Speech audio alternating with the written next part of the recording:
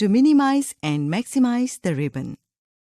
Microsoft Excel 2010 में ribbon को इस तरह डिज़ाइन किया गया है ताकि ये यूज़र की टास्क के लिए रिस्पॉन्सिव या डायनामिक हो, यानी ये स्क्रीन की रेजोल्यूशन के हिसाब से मिनिमाइज या मैक्सिमाइज किया जा सके। रिबन के ऊपर इंतहाई दाएं जानिब इस एरो को क्लिक करें। रिबन मिनिमाइज हो जाएगा।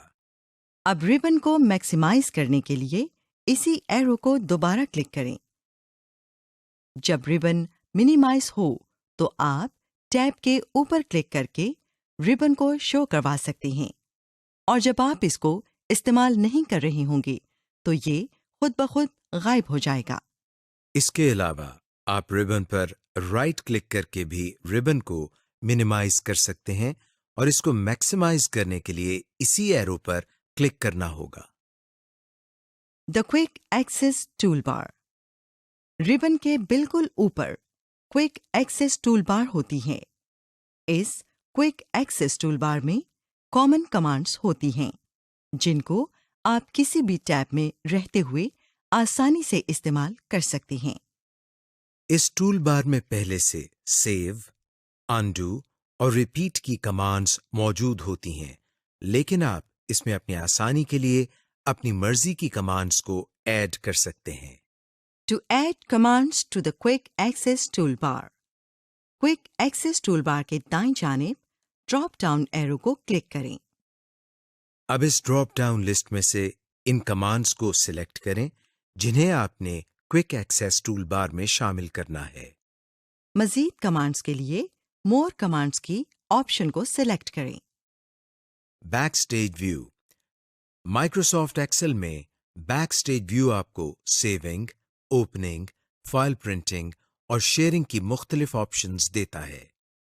ये बैकस्टेज व्यू माइक्रोसॉफ्ट एक्सेल 2007 के माइक्रोसॉफ्ट ऑफिस बटन और एक्सेल के पुराने वर्जन्स की फाइल मेन्यू की तरह है, ताहम ये सिर्फ एक मेन्यू के बजाय फुल पेज व्यू है जो हमें काम के दौरान आसानी मुहैया करता है। To get to backstage view, file tab पर क्लिक करें। आप इन बाएं जाने वाली कोई भी ऑप्शन चुन सकते हैं।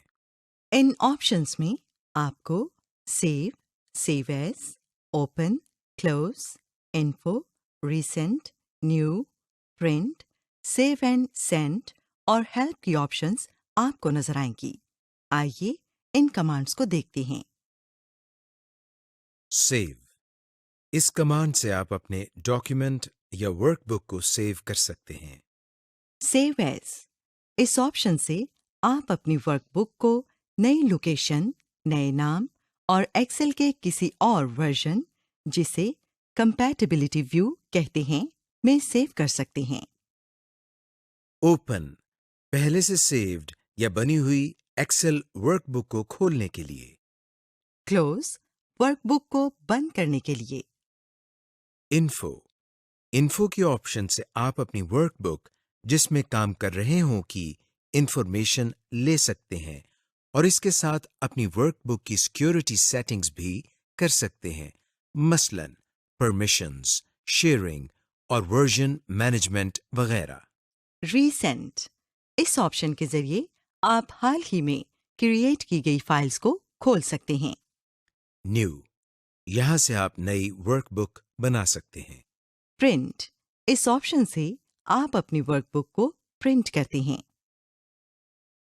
Save and send. वर्कबुक को सेव करके ईमेल या वेबसाइट पर सेंड कर सकते हैं। हेल्प। यहां से आप माइक्रोसॉफ्ट एक्सेल की मदद या हेल्प ले सकते हैं। ऑप्शंस।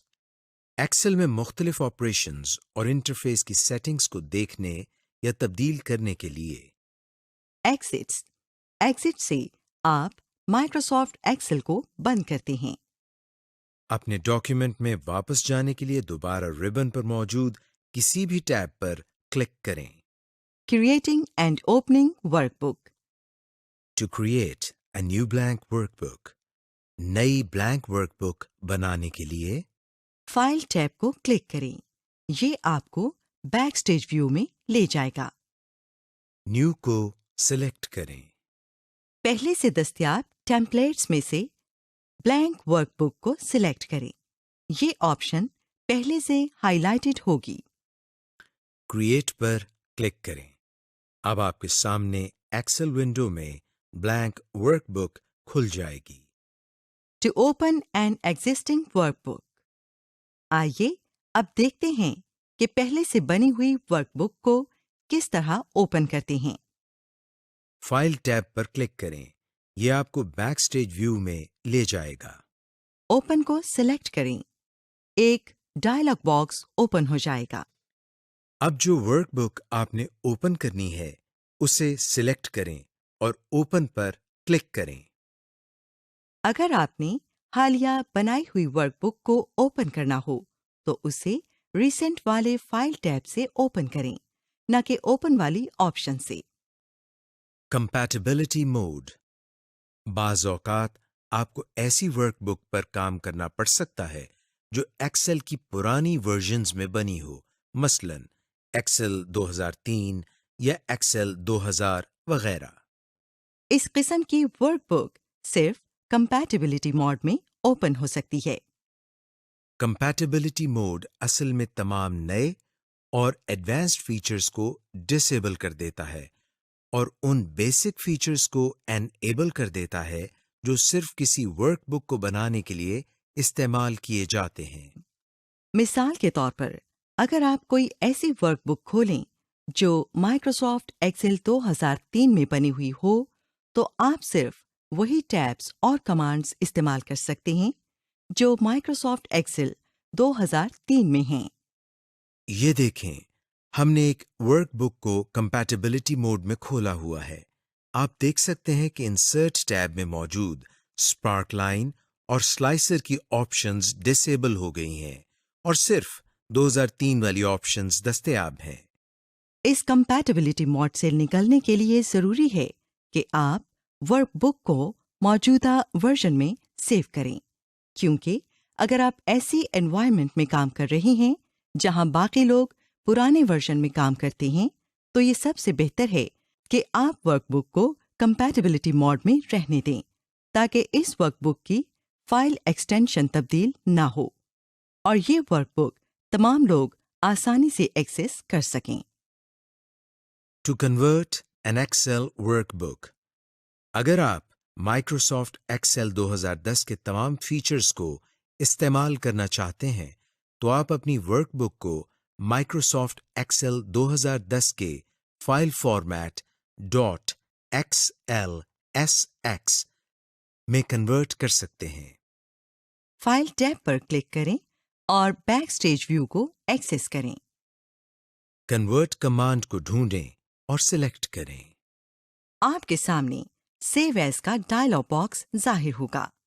लोकेशन को सिलेक्ट करें जहां आपने अपनी फाइल सेव करनी है।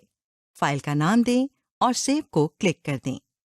आपकी वर्कबुक नई फाइल टाइप के साथ सेव हो जाएगी। Cell basics. अब आपको जानने की ज़रूरत है कि आप माइक्रोसॉफ्ट एक्सेल 2010 में सेल पर कैसे काम कर सकते हैं, ताकि आप एक्सेल में काम करते हुए मुख्तलिफ मैथमेटिकल ऑपरेशंस जैसे कैलकुलेट, एनालाइज और ऑर्गेनाइज वगैरह परफॉर्म कर सकें। इस लेसन में आप सीखेंगे कि सेल्स को सिलेक्ट कैसे करते हैं, इन सेल्स में कंटेंट या मवाद कैसे इंसर्ट करना है, सेल को डिलीट करना, सेल को कट, कॉपी, पेस्ट करना, सेल्स को ड्रैग या ड्रॉप करना, फिल हैंडल्स की मदद से सेल्स को फिल करना। Introduction to cells and cell content. Cells Microsoft Excel की वर्कशीट की बुनियादी इकाई हैं। सेल्स में आप टेक्स्ट, फॉर्मेटिंग, एट्रीब्यूट्स, फार्मूलाज और फंक्शंस को डेटा के तौर पर इंसर्ट कर सकते हैं। वर्कशीट में मौजूद इन मुस्ततील नुमा या रेक्टेंगुलर बॉक्सेस को सेल कहा जाता है। रो और कॉलम के इंटरसेक्टिंग पॉइंट पर सेल बनता है। हर सेल का नाम और एड्रेस होता है, जहां कॉलम और रो इंटरसेक्ट करते हैं। इस पॉइंट का जो एड्रेस बनता है वही इस सेल का नाम होता है। सेल का एड्रेस यहाँ ऊपर नेम बॉक्स में जाहिर होता है। ये देखें, C5 सेल इस वक्त सिलेक्टेड है। आप एक वक्त में एक से ज्यादा सेल्स भी सेलेक्ट कर सकती हैं।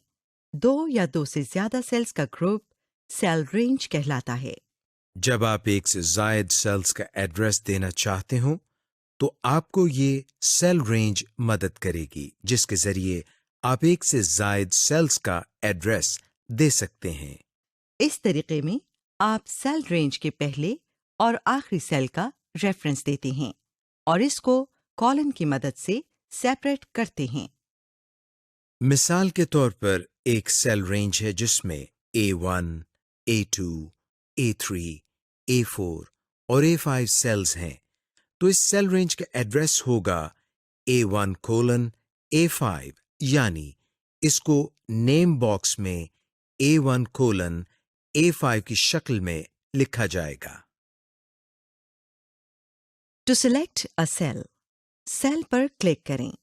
जब आप किसी भी सेल पर क्लिक करेंगे तो आप देखेंगे कि इसके गिर्द एक ब्लैक कलर का बॉर्डर बन जाता है और इसके साथ साथ कॉलम हेडिंग और रो हेडिंग भी हाइलाइटेड हो जाती है। माउस बटन को छोड़ें, सेल सिलेक्टेड ही रहेगा जब तक आप किसी और सेल को सिलेक्ट न कर लें।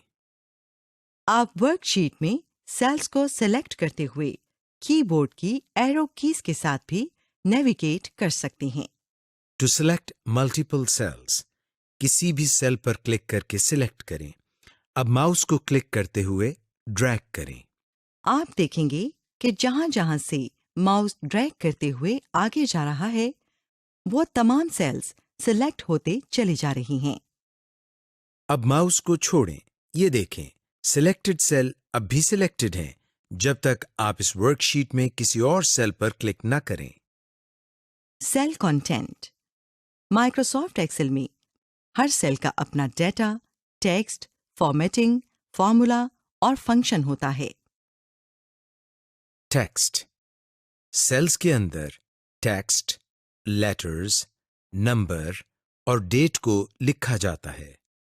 फॉर्मेटिंग एट्रीब्यूट्स, सेल का अपना फॉर्मेटिंग स्टाइल हो सकता है, जिससे आप इस सेल के टेक्स्ट, नंबर्स और डेट्स को अलहदा-अलहदा फॉर्मेट करके डिस्प्ले कर सकते हैं। मिसाल के तौर पर डेट्स को month/day/year या month/day/year के फॉर्मेट में डिस्प्ले किया जा सकता है।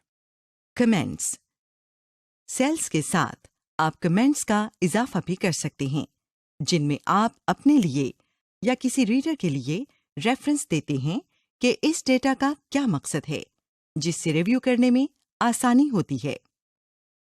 Formulas and functions, cell values को कैलकुलेट करने के लिए फॉर्मूलाज और फंक्शंस की जरूरत पड़ती है। मिसाल के तौर पर sum, bracket begins, cell 1, cell 2, bracket closed एक फॉर्मूला है जो कि एक से जायद सेल्स के डाटा को ऐड कर सकता है। टू इंसर्ट कंटेंट, सेल को सेलेक्ट करें। अब अपने कीबोर्ड की मदद से इस सेल में डेटा डालें। आप देखेंगे कि सेल में कंटेंट लिखा जा रहा है। इसके साथ साथ ऊपर फॉर्मूला बार में भी यही कंटेंट लिखा जा रहा है। आप इस कंटेंट को फॉर्मूला बार में चेंज भी कर सकते हैं और ये इसी तरह ऑटोमेटिकली सेल में भी चेंज हो जाएगा।